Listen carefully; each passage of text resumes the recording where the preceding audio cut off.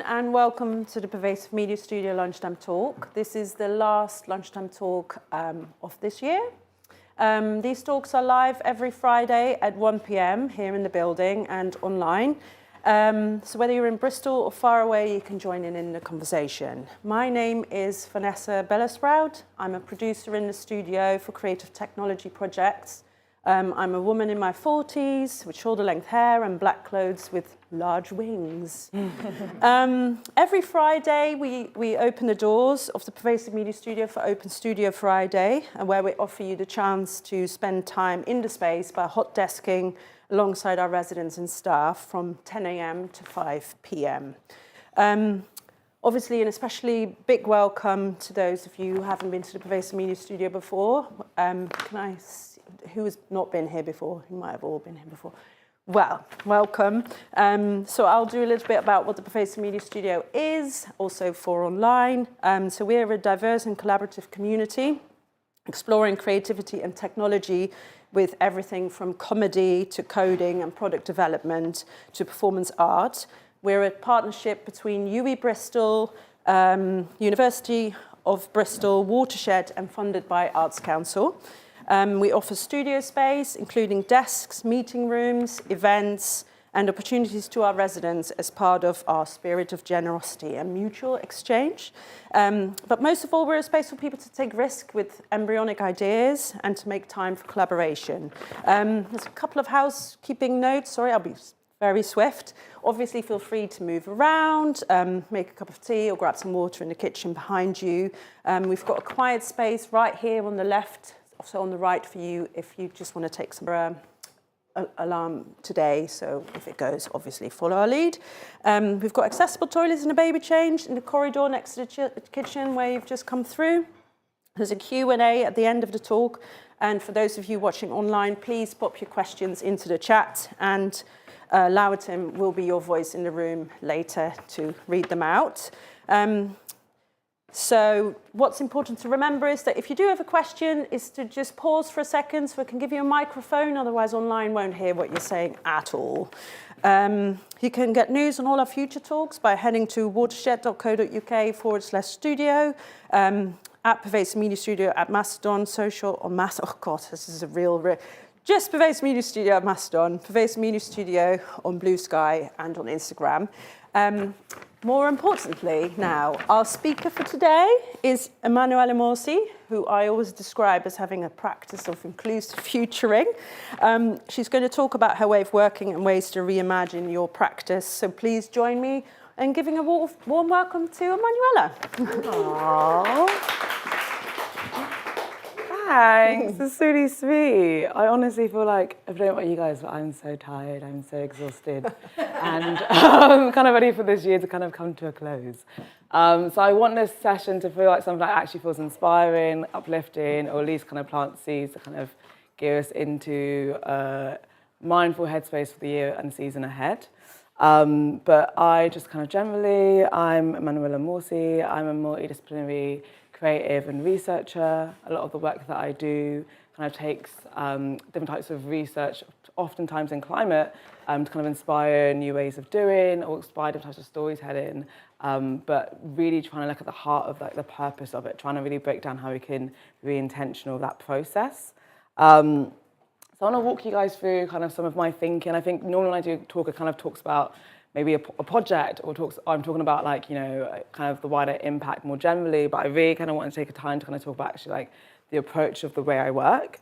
And I think this quote really embodies, I guess, the value I put into my work. So I just think it speaks to, I mean, the quote itself, everyone needs to know, it says, the role of the artist is to make the revolution irresistible.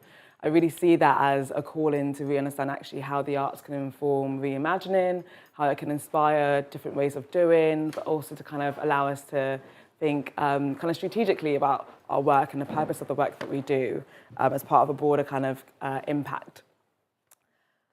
So I thought a little bit about me. I kind of fell into this work in kind of an interesting way. I don't really feel like my role is quite clear-cut often, because I think I kind of embody lots of different kind of processes, and I think sometimes it can be quite confusing for people. But what's really exciting is that I think one thing I'm really trying to embody is the idea of like the process And so for me, it's really about the values that we kind of put into this kind of work.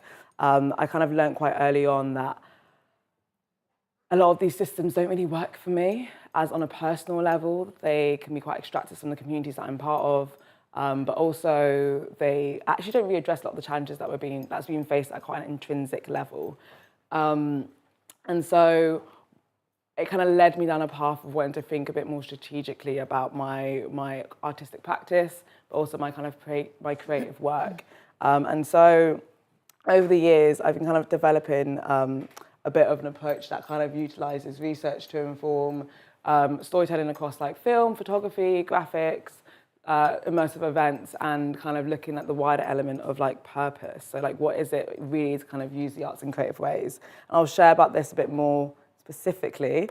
I feel very blessed my work has been able to take me around the world and kind of really key cool places. Particularly because I was born in Nigeria and my journey kind of being raised in Bristol, but also kind of living in different places like Germany, etc. It's really been important for me to kind of be representative of different types of voices that I've seen across the world and those in terms of communities I've worked with. I think just as an overall kind of depiction, I've worked across different types of organisations, different types of brands and businesses, and it's really kind of allowed me to kind of really think strategically actually how you take something that has a lot of value in the grassroots to be at an international scale. And I think one thing I'll be talking about repeatedly today is kind of the essence of, you know, valuing when you go on a local project, something that's maybe more national or something a bit more international. I feel like I'm going to be talking about it a lot, and just for definitions purposes, it's kind of probably good to define actually how and why I'm using certain terms. So for me, when I refer back to maybe like marginalised communities, what I'm oftentimes really speaking to are those who might, you know, people who might have different types of races, kind of sexual orientation, particularly looking at disabilities, and looking at particularly around kind of those socio-economic backgrounds. But really more importantly to me is that intersectionality. So what are those cross-sections of people's experiences, and how can that inform actually, you know, the value you put into something strategically in terms of like the objectives, but also kind of the wider impact the work you can have. And so I think as my research brain works, oftentimes I try to think about the challenge, like what is the core of like the work I'm doing trying to address. And I think for me, it's like actually, you know, if existing in this world isn't functional for me, for the communities I'm in, for my own family, for kind of the spaces I'm in, what does that future of kind of, you know, the arts, but also culture and technology look like in this ever-changing world that is obviously having exceeding kind of climate breakdown as well? And, you know, in that process, really asking like, actually, how can the arts be, or storytelling more generally, be a tool for some of that radical change that we actually need to see? And really kind of understanding actually, you know, it's all well and good being like, let's do these things, or we need to see more of this, but realistically, like, how do we equip people to be able to rethink differently? And I've been really kind of, in the last 4 or 5 years, been really trying to embed more of that intentional practice in my research to think more deeply about like, what are those barriers and how, and what is it that people need to support them, especially in a world where, you know, it's working as designed, you're tired, you're burnt out, you're exhausted, all of that is for a reason. And actually, I think for me, it's like, instead of just being like, things should be better, I really occupy a space of being like, well, what do we need to get there? And so that being said, kind of taking it back to like kind of this first question, kind of what I was speaking to just then is that, I just don't know about you, but I really feel like, you know, these systems don't work. I'm exhausted, I'm frustrated. The burnout, it has been so real at different stages. I think oftentimes you can all probably, if you work in the creative sector, there's a lot of emotional labour that goes in this work. There's a lot of kind of personal investment for doing this work because you are just feeling so maybe impassioned or frustrated. Sometimes it's really obvious who the problem is. And I think sometimes it's about knowing how we can resource ourselves collectively to do differently. And so I want to explore this kind of, I wanted to share actually, I guess it's a framework that I kind of read about and got taught, and it really inspired actually how I see my role. Because I really think a lot of times it's really overwhelming to think, you know, all of this stuff is obviously a challenge, is an issue, but actually how can I, my individual self, be part of this wider kind of system of change? I really believe in an ecology of change, and so for me it's about understanding that actually it's not just about one solution is going to fit all, but actually we need a variety of things to address a lot of the complexity of what we're being faced with. And so in a way, I kind of got to a place where I was really trying to understand for myself, like, where do I sit in that kind of burn myself out? How do we build resilience in these movements? And so I came across this amazing kind of concept, which is called a 3Ds of descent. I actually don't want to pretend like I've remembered what the actual, it's like a variety of people. I think it's like someone like Katie O'Brien. I might have just messed that up, but definitely do research it online because there's more information online. But there's this concept called the 3Ds of descent. Obviously, I can't see those online, but is there anyone in the room who may have heard of this before? Maybe not. See a few nods, a few shakes. So I think it's a really interesting concept because it really talks about the different ways in which we can, change can be enacted. And so you have kind of dutiful descent, which is like the essence of basically working within existing systems, trying to make change within them, trying to actually push forward for kind of, more progressive kind of solutions within these existing systems. But oftentimes, actually, there's an awareness that these systems are basically been designed to be limitators. They're obviously not going to actually dismantle their own selves. And so there's something around how, as much as it is to make change within them, how much there's actually limitation of actually how much change can be made. And then you've got kind of disruptive descent, which is all about kind of looking at actually how do we hold these systems accountable? So how can we actually be from the outside looking in, or kind of being part of kind of challenging them to actually kind of move forward in a way that embodies some of the kind of solutions we need more of. Oftentimes, in this disruptive space, it can lead oftentimes to burnout, because actually a lot of what you're doing is resisting, a lot of what you're doing is having to like push forward in a space of being met with kind of resistance in that way. And so there's a balance in which actually, even just working in a very disruptive way, how do you embody resilience in that process so you don't always find yourself in a space of burnout in that kind of journey? And then there's dangerous descent, which is this idea of basically, reimagine altogether new solutions, like being able to build new kind of systems, which absolutely is incredibly exciting and needed. Yet actually, if you don't embody or allow for that process to be something that can be, can impact more widely, what you actually end up creating is these little utopias where, things are all good here, but actually for the mass scale of kind of a wider society or wider life, you actually aren't really making, change isn't really being made at the scale that it needs to really kind of get to the root causes of things. So I think oftentimes kind of, there's a pros and cons of all of these, but I think what I really realized was actually the value of seeing where I fit into all of this. I started to realize that actually the way my brain worked was that I found being within dutiful quite frustrating, to a sense that it wasn't how I naturally worked. A lot of these systems were actually designed to oppress me, and also to actually resist some of the things that, that felt was needed. And I actually kind of got to a place where embodying parts of disruptive, great, but I really felt the reimagining space, the kind of the alternative thinking, trying to really embody that, trying to support people in that, in their own process of doing that, was really where my actual kind of brain shone. And I realized that actually in that process, whilst I'm doing that, having to work in collaboration oftentimes with people who kind of embody those spaces of dutiful and disruptive, allowed for a more collaborative way of kind of spreading out that workload and kind of resource sharing in that way for having greater impact.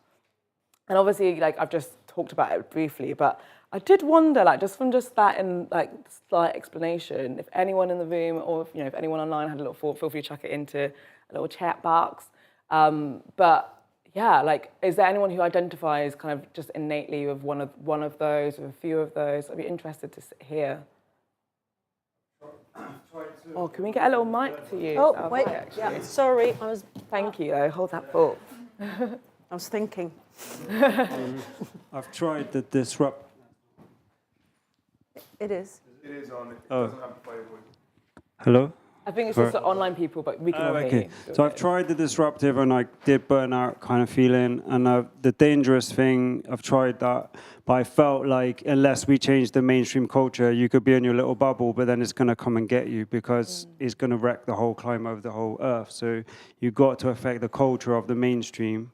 So I think dutiful is the way, as much as I feel the resistance and the oppression and all that stuff, but I do feel like if you know how to navigate your own sovereignty within that, you can push it back and just grow in it like a flower grows out of the concrete, right? It's like that kind of approach. Thank you, I appreciate that, Sharon, and I really hear that. I think sometimes it's like when you recognise where you feel your most, your calling is most strong. I think it's like that is actually the value of this understanding that you don't have to be across all of them. And I think that's what the thing that actually oftentimes leads even more to burnout, is a sense that we want to make the new systems, but we also want to be part of challenging the actual, existing ones, and we want to kind of be part of like all these other spaces, trying to actually make change within the institutions. And it's like when you take off the pressure of embodying all of that, it really allows you to focus in on actually where is your strength and where can you rely on others in terms of like collaboration to kind of do that collective work. And I think what you're speaking to is that like, sometimes you have to try the different things and then you kind of really sit with actually where you're able to blossom in that way. And I think fair play, love that little analogy about the flower, absolutely. Does anyone else want to share?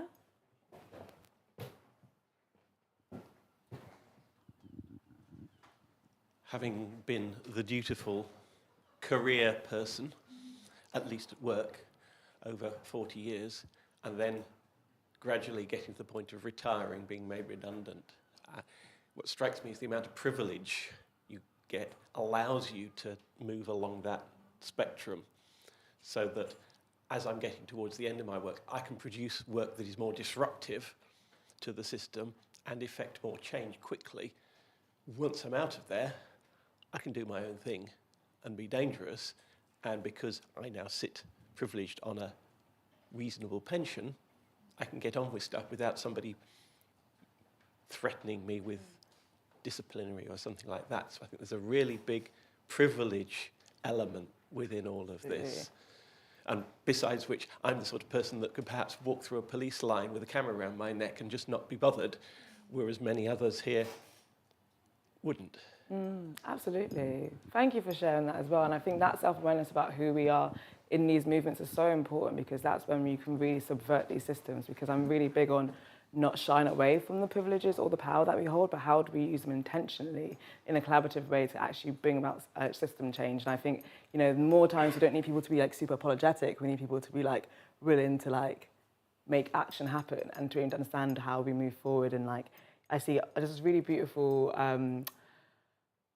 transcript by Audre Lorde that talks about uses of anger, and she really speaks to how anger can really inform knowledge and like how it can be used as a way to kind of really speak to being able to enact a reality that doesn't try and shy away from anger or shy away from kind of these complex feelings, but really uses it as like an identifier of what's not working. So thank you both for sharing as well, and I'm sure other people might have other ideas as well online, so I do welcome people like sharing online as well. But just kind of quickly move on. Obviously, like, we kind of reflected a bit more about kind of where you guys sit within this as well. And I think kind of really interestingly enough, I wanted to share a bit, I guess, about my reality as well. Thanks.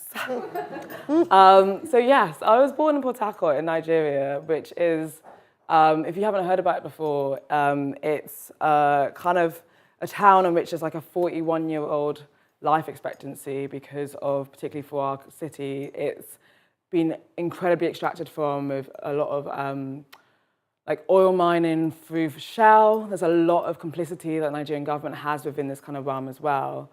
So someone who like migrated to the UK at 3 years old, I think for me what's really interesting is like when I talk about these systems and when I talk about extraction, I'm talking about the reality of actually time and place is only a distinguishing factor between my ability to be here today and talk about these things versus actually growing up and staying somewhere which I would only have 11 years left statistically to live and do the work I want to do.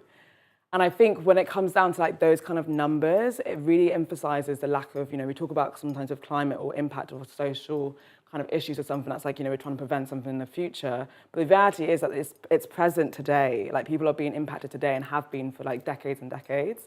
And I think it's really about understanding, I guess, the urgency of these movements. It's not something that's like a nice to have, but as an actual, it's a vital way of living and doing. And so I think for me, it's about understanding actually how can, instead of just like wishing things to be differently, how can I support other people and kind of embed in better processes that really speak to that? Which kind of got me asking again, going back to the questions, how can storytelling be a tool for the radical change we need to see more of? And it got me thinking, actually, the reality of it is to answer this question, I needed to actually consider this question again. What is it that people need to be able to do that? And so, start of COVID, got to a place where I spent a long time in my career at this point already working in quite purpose-driven spaces. I used to be non-exec director for Wise and Arts Agency and had always kind of worked in a way of kind of really pushing forward for radical governance, trying to use the arts in this way. And then it's got to a point where I realised actually the barriers are really just so systemic that I was realising that, I've got 2 younger autistic brothers who are non-verbal. I'm also autistic and ADHD myself. And realising within myself, actually the reality of it is that even my young brothers can't even be, engaged with a lot of the spaces and things that I'm creating because there's actual barriers that go on beyond me, And I got to a space of frustration where I started trying to trial new ways of working, doing different things. And it basically led to me kind of coining this process called Access as a Creative Tool, which is basically about looking at how can we embed accessibility, equity-led, and nature-inspired factors as core to creative decision-making. And through kind of testing out different kind of R&D programs, different pilots, kind of got to a place where I was starting to realise a process that I was really building up, and then was kind of getting to a project where I was working with Pervasive Media Studios on this project called Grounding Technologies, where I was working with one of the researchers, and they were like, you need to patent this. What you're doing is actually a framework, and you need to understand actually the value of what it is and the process of what you're doing can be kind of done so intentionally. But even the way I had built it so collaboratively, I was really kind of passionate about making sure that process in of itself, what does it even mean to patent something? Again, also then conserve the wider community. What does it mean to not just take something for yourself and still understand the value of something more differently in that way? And so I kind of started to develop Access as a Creative Tool even more intentionally, really making sure it was something that was co-created. And so something over the last 4 to 5 years, I've been developing it with communities of practitioners, of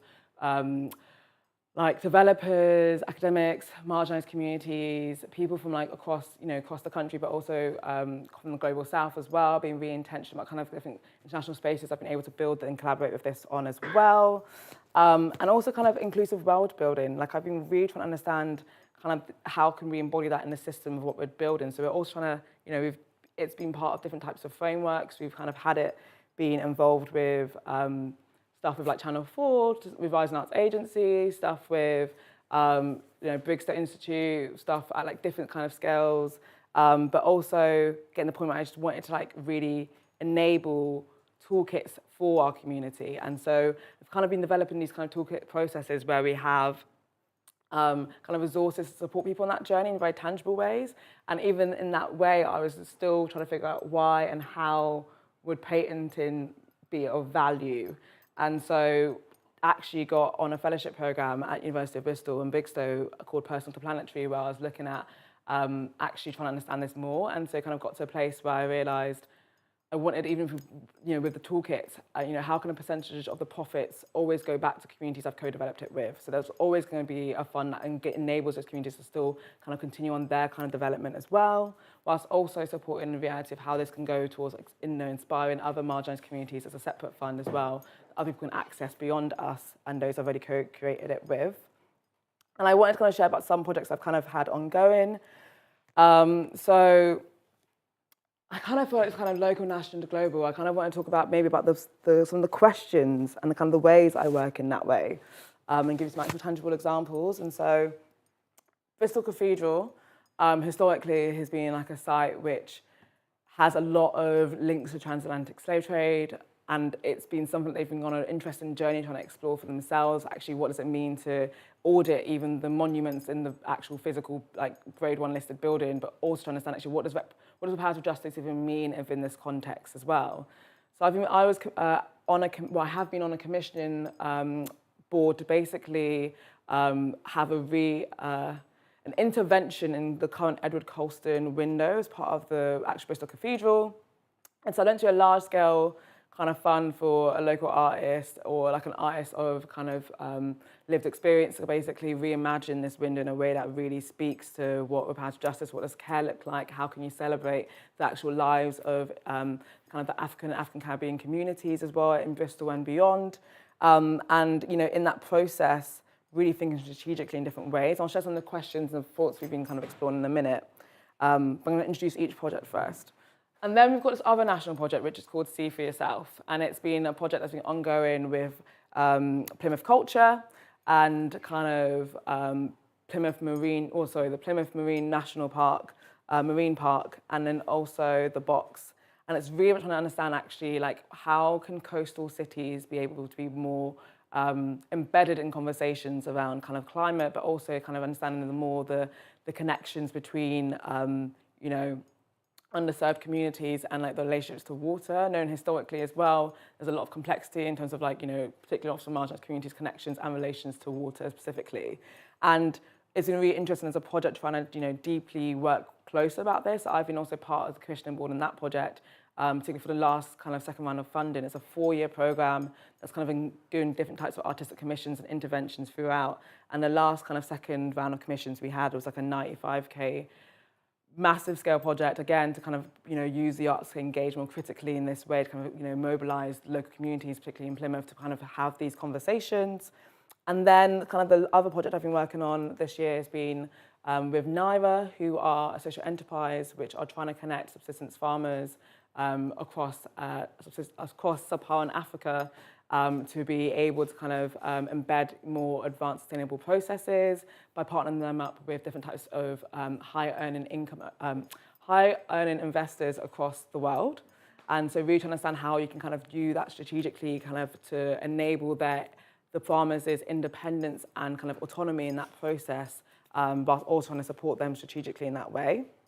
But in all of these processes, really trying to understand, really intentionally, what does it mean to, what does it mean to really like ask, I'm not going to go for all of this right now, but these are kind of some of the questions that I basically kind of already start to think about when I come to these kind of projects. So really, for the Bristol Museum, thinking about actually how can we embed a legacy that speaks to something that's super long term? We knew for a fact, like a grade 1 listed building, the aim for whatever this artist is going to create has to stand for hundreds and hundreds of years.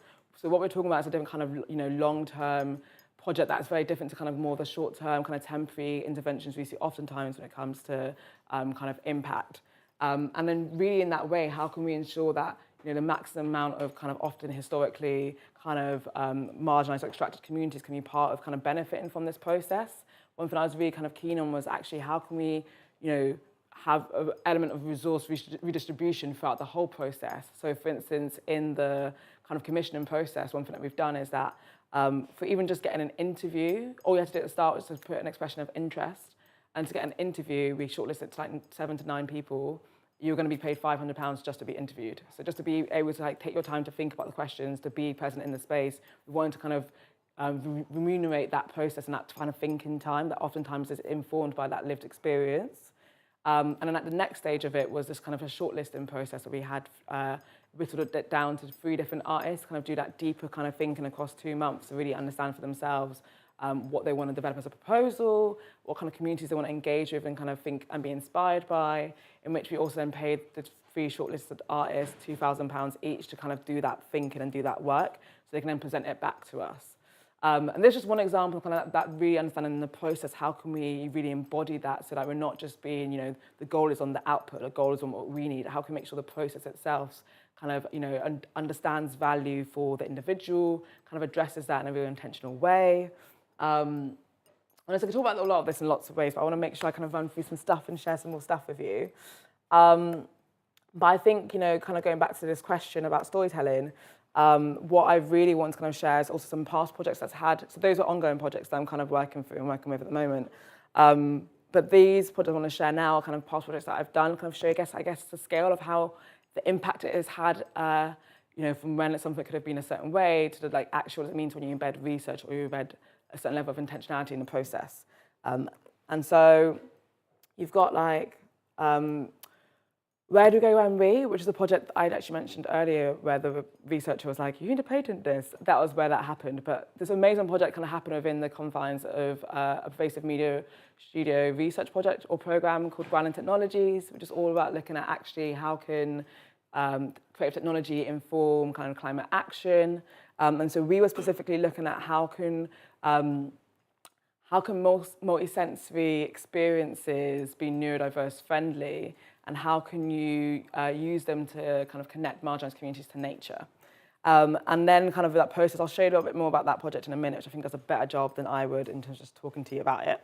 And then, again, with Greenpeace, as part of my role with Enviral as a production and partnerships manager, we were delivering the big plastic count. And so this was a project where we had to, it's not sexy, getting people across the country to count their household plastics, but it was really about trying to understand how can Greenpeace have enough data to lobby the government to understand actually how much of our household plastics are actually being recycled, and use that to kind of inform strategic and kind of policy change.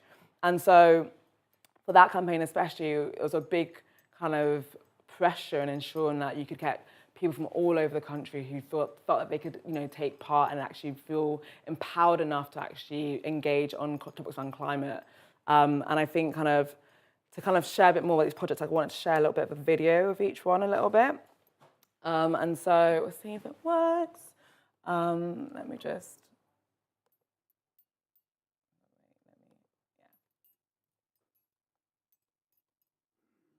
Let's start off with this one.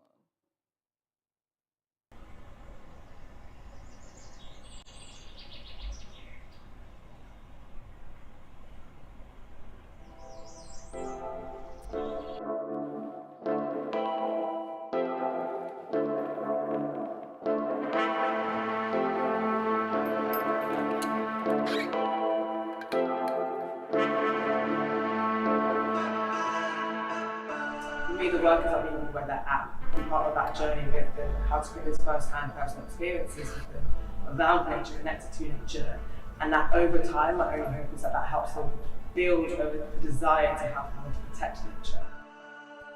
As you exhale, feel your body let go of the stress of your week.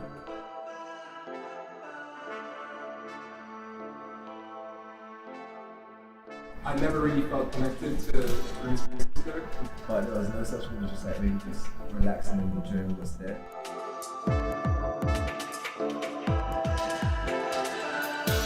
Community garden that people feel that they can co-create and contribute to, that felt like a safe kind of anchor point for community. Establishing that food security.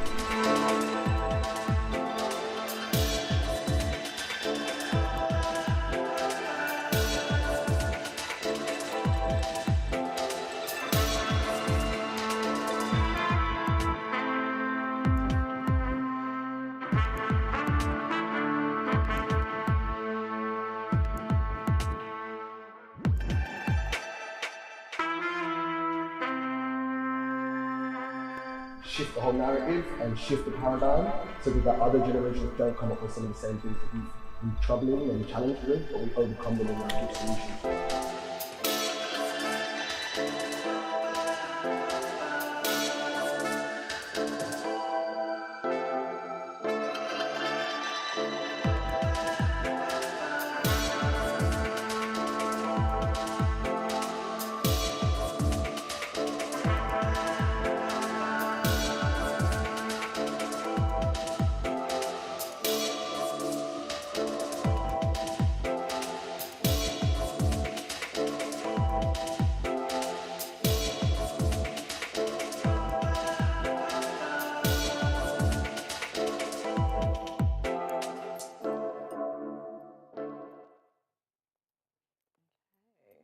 Look, I'm like, and I'll just quickly show a segment from this one. So this actually is a behind-the-scenes documentary that it's like a pilot for like a Netflix series looking at actually like how can people use the arts for reimagining, and so or like for enacting change. And so they kind of created this kind of pilot test, and this was about the big plastic count. I want to show you a little segment of the actual videos online if you want to. It's on YouTube as well if you want to check it out. But I wanted to show you a little segment.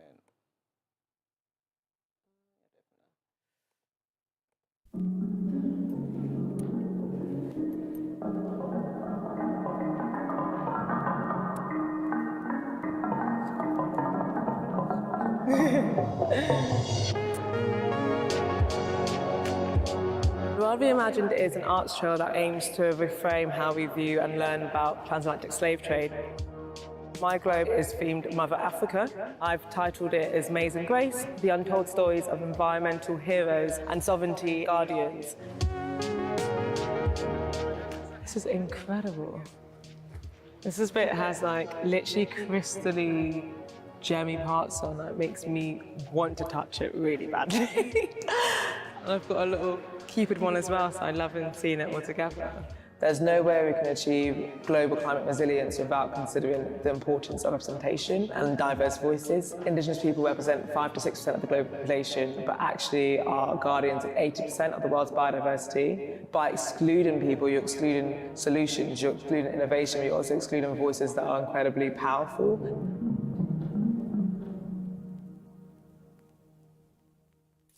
I was born in Nigeria, both my parents were Nigerian, and then I moved over to Bristol in the UK when I was 3 years old. Not only is history we learn very whitewashed, but also lacks the narrative of those who were enslaved. For me to create my best work, I need to be purposeful about it. Inherently as an agency, we're always trying to strive to be better and eclectic and more progressive with the work that we do. Whilst doing that, how can we really have a critical lens and eye into who could we be excluding if we don't check our own biases? Systemic racism and the state of the environment are intrinsically linked. We were really adamant that we wanted a true cross-section of UK society. We didn't want it to just be white middle-class people from London taking part. We wanted people from up and down the country, all different cultures, from all different backgrounds. I think as someone who's a person of colour, I really take that seriously and making sure that the work that I do can engage with and include people from marginalised communities. That's one of the best things about Enviral, right? Everyone is super open. So we have these conversations on a daily basis. We're always looking at things, seeing how we can do them better. And I think Emma is literally stood behind us, making sure that we're doing things properly and we're including everybody. That's what makes us so special.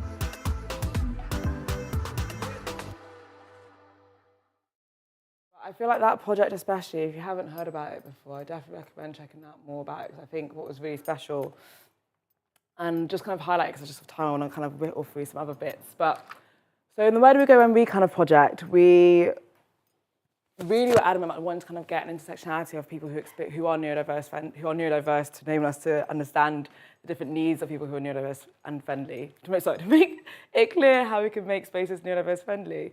And so, for instance, we actually had people from all over Bristol, so many different types of different postcodes. We had people across different types of kind of marginalisation, so people from different types of socioeconomic backgrounds, people who identified from the LGBTQIA+ community. It really mattered to us to make sure that it wasn't just, just the simplifying of what it means to be neurodiverse friendly. It meant that it felt important that it had the intersectional experiences. And likewise, for Big Plastic Count, what was really special about that project was that we were able to, the goal was to engage 10,000 households because we needed to make it scientifically sound, which meant that we had to make sure we had 75,000 households sign up as our minimum.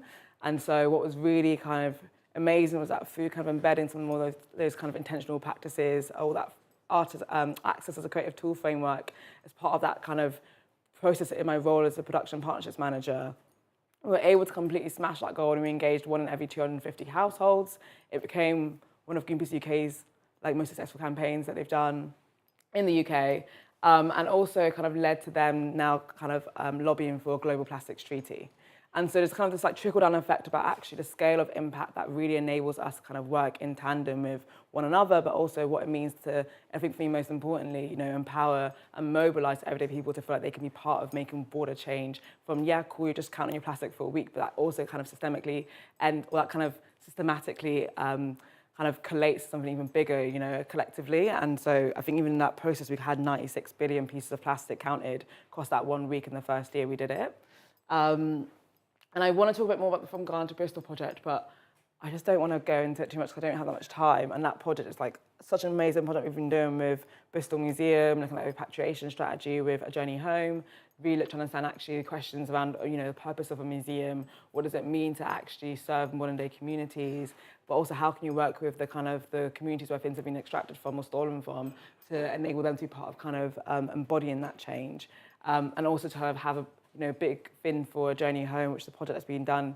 This project's been done in collaboration with the amazing Iman Sultan West and Dr. Edson Burton, and really trying to understand actually like how can the museum change their repatriation strategy to be more proactive instead of reactive.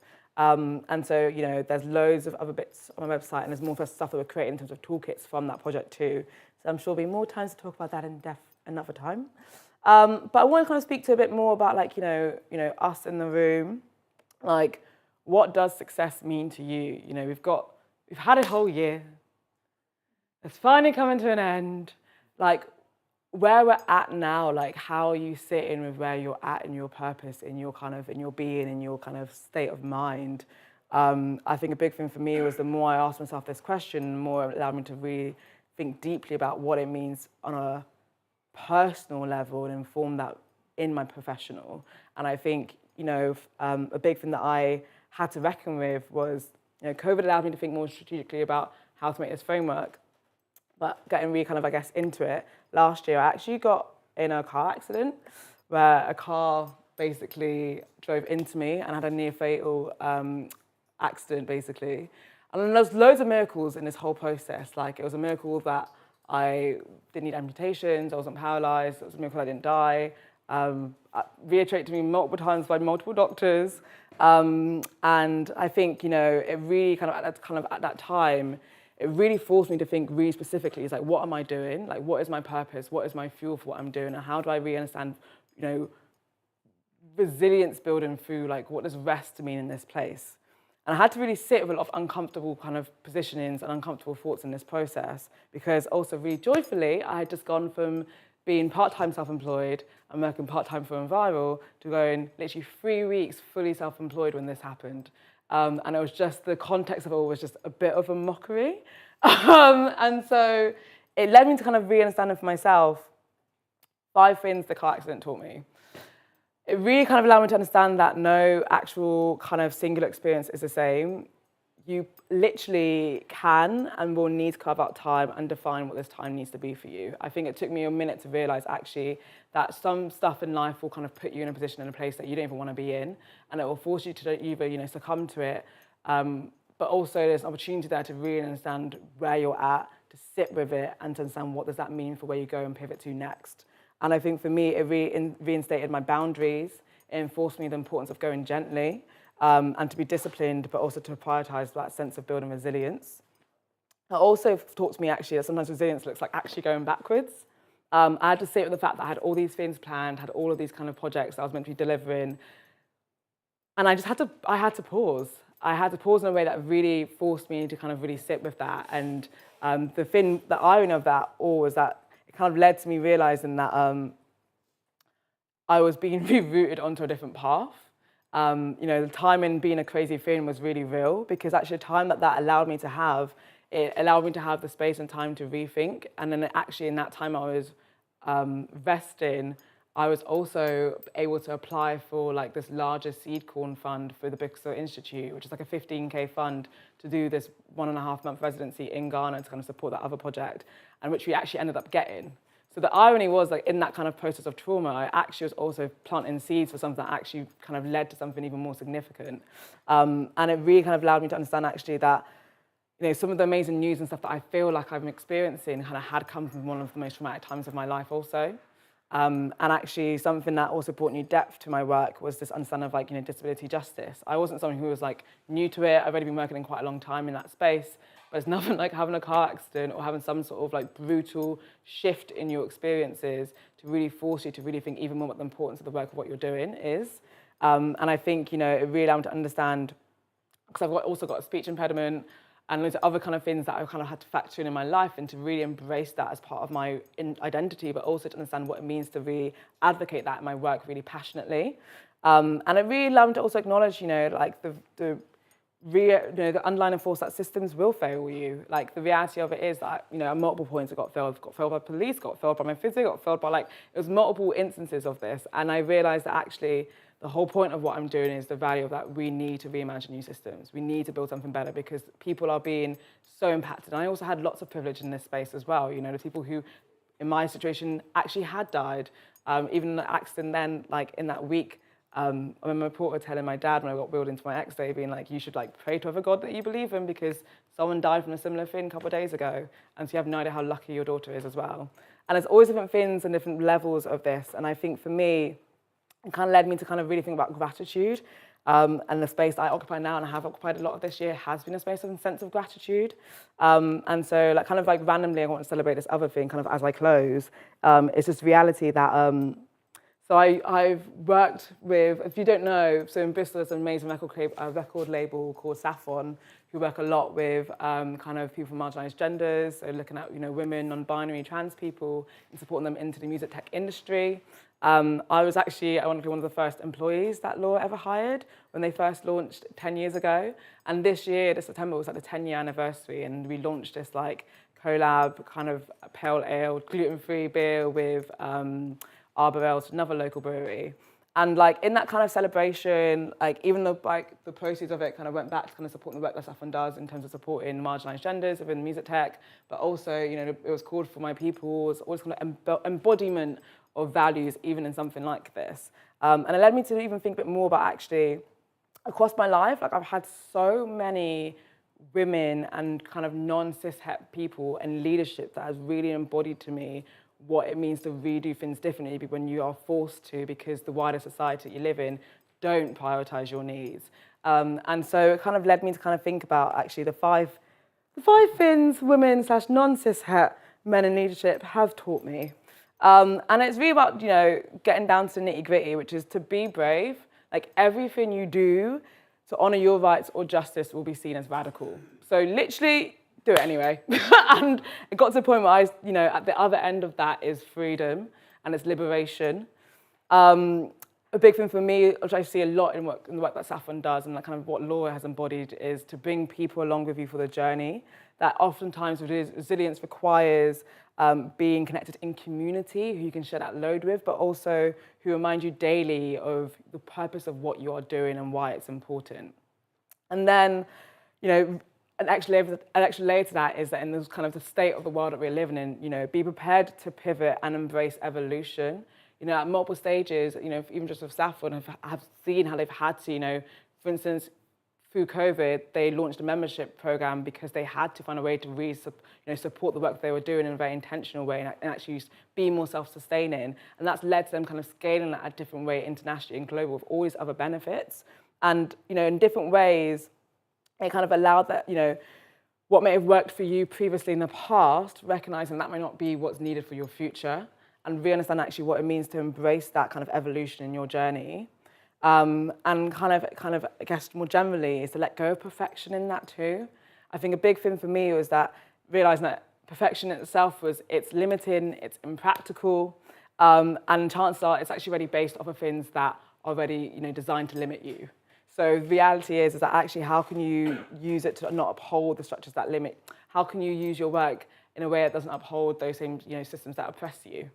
And actually kind of to closing this kind of final point is to reimagine and make your own rules, because reality is, if being assertive is your normal, don't shy away from that. If your quiet power is your truth, honor that and don't let people move you away from your own position. I think oftentimes being empowered can be really sexy. And I think, knowing when to say sorry is incredibly healing.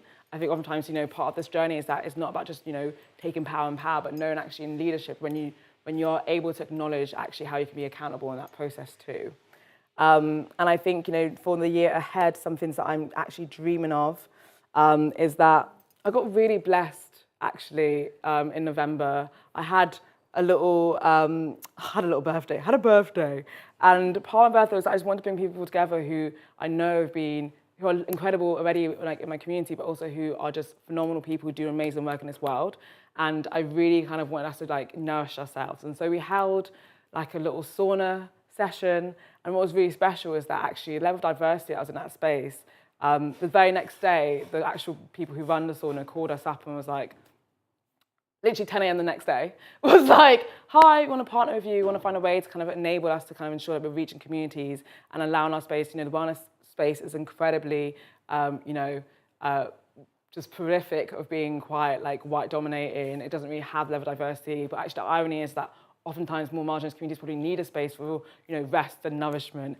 And so trying to partner with them to explore what does a solution look like to kind of enable that and like resource it so that long term we can actually create, which actually what we're creating now is like a little sauna club, and trying to literally have that. And I think this really reflects my gear of like gratitude, but also my gear of trying to build resilience in that actually the work that what I want to do isn't just about like output, but also how can you build systems in place that support that sense of nourishment and healing within your communities too. And so I'm trying to hold that in the same kind of lens.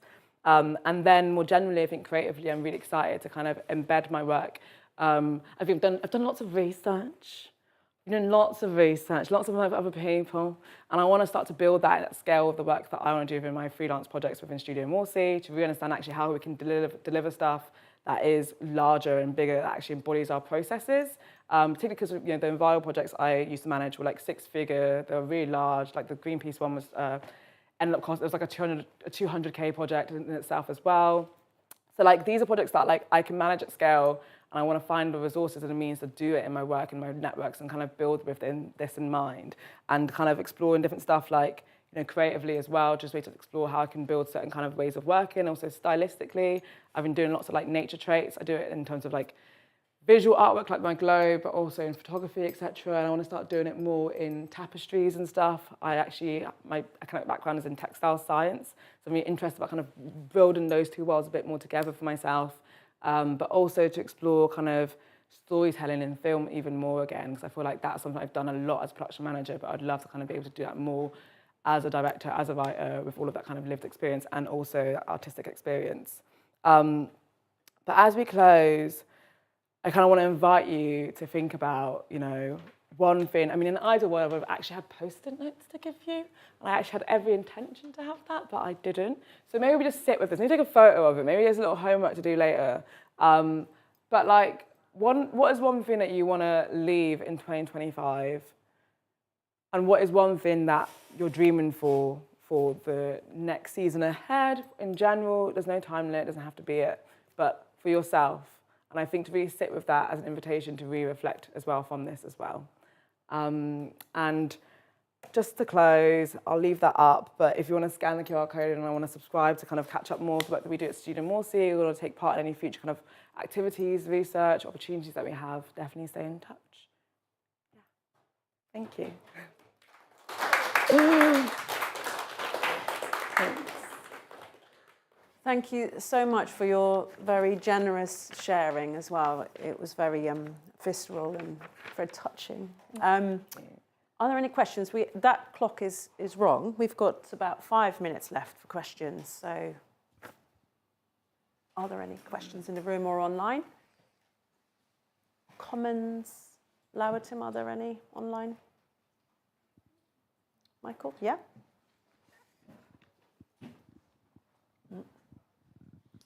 I'm thinking about your question.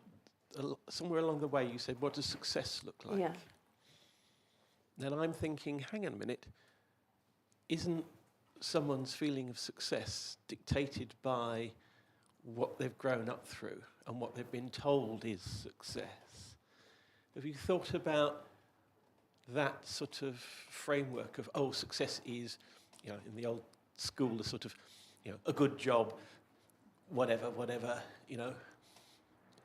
2.4 kids, a pension, that sort of thing. And yet, for a lot of people, that's incompatible with who they are, what they are. Have you thought about ways of thinking about, enabling people to think about success beyond their sort of enforced ideas? Absolutely. I feel like that's something I feel really passionate about. I actually do a whole workshop about building that into kind of finding your voice in your process. And so if anyone was interested, I can absolutely do it properly another time. But like, absolutely, I think success has to be more than just this framework we've been kind of indoctrinated to believe. I think it's about really sitting with actually what is what do you wake up for? Like, what is your purpose? Like, what does it mean to like really find passion in something? And also, I must be clear, like, this doesn't have to be stuff just about work. I think you can be passionate about stuff that you don't ever have to make your work. And I think actually as humans, it's important to find that balance in terms of your existence, that not everything we enjoy has to be something we make money from. And I think, you know, it's really important to understand actually for yourself in your heart, like, what does it mean to really sit with, like, what brings you fulfillment in a world that oftentimes extracts from you? What do you need as well in order to enable you to kind of be more purposeful? I think kind of the success question is like a two-ended one, because you might know what you don't want. Oftentimes you don't know what you do need or what you would desire, and I think that's why we try and, it's my workshops, try to invite people to go on a process and really think in that, but it's definitely something that requires time, sit-in, support to do, because I think it's a big question, absolutely, I agree, and I think we need to look at it beyond those very square, like, systemic frameworks we're given. Got a question from online. It's actually not a question, but it's a quote that feeds into this subject right now. It says, I really love this quote, "Success is liking yourself, liking what you do, and liking how you do it," from Maya Angelou. Beautifully said. What Maya said, you know? Yes. I mean, we'll have time for one more, if anyone would like to. Oh, it probably could squeeze two, depends on how long they are. Yeah. You go on. Hi. What do you I wanted to speak back to the 3 Ds of dissent. I feel like one that's missing is dreaming. Because for so many people, as you've spoken about already, for so many people from global majority or oppressed or marginalised backgrounds, often they have to sit within dutiful dissent because they are oppressed by these systems and can't, for their own safety, like, step out of that. And you've talked a bit about how you enable and empower people from those backgrounds to step into more of a place of dreaming. Like you mentioned, remunerating people for their time is one practice, but can you share any other, like, practices or processes that you've done in all your beautiful projects where you are enabling people to step into more imaginative spaces where they can leave some of that stress behind and think more imaginatively about what they want new systems and new worlds to look like? Absolutely. I mean, from Ghana to there's so many actually opportunities. I mean, in the From Ghana to Bristol project, one thing that we were really keen about was trying to ensure that we did the 1 month residency in Ghana, because actually a big thing for me was that when Iman had this really thoughtful kind of sharing at the museum about the project that they were doing, A Journey Home, one thing that was quite striking to me was the opportunity that, you know, they've done lots of consultancies of Ghanaian diaspora within the city. They've worked a lot of a conservation group, a pangolin conservation group in Ghana as well, because they unearthed that the actual pangolin itself, the taxidermy pangolin, was taken from Ghana. And they did all this kind of consultation work. But I was really intrigued because, like, they had, like, explored, like, you know, 3D printing to replicate when it's taken or repatriated.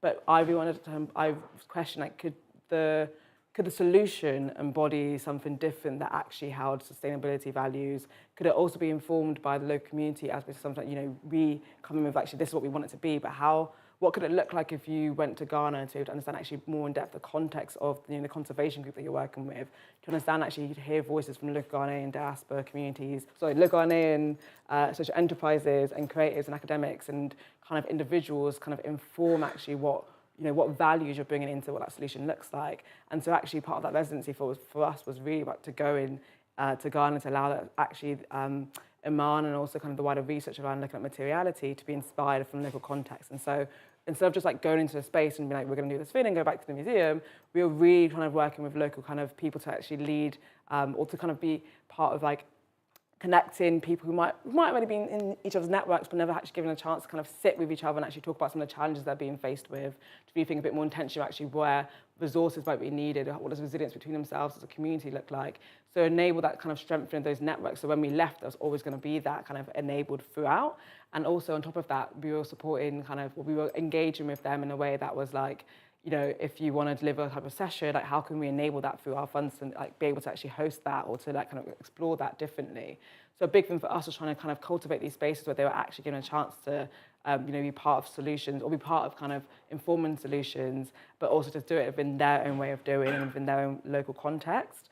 But that's just one project, and a few more examples, but I'd love to share more as well. Thank you. I'm afraid that's all we've got time for, but I'll there be is here time to talk after we close. But before you go, if you want to stick around, you can obviously do so. And Hot Desk here today, or find out more about what we do, then please come and find one of the studio members, Loughton at the back, Salia and me, and there's a few others of us around. If you're watching online, then drop us a line on studio@watershed.co.uk with any questions. And thanks for being here today, and give a round of applause for Emma. Everyone, appreciate you. Our next talk is the 9th of January is when we start again. So have a peaceful end of year.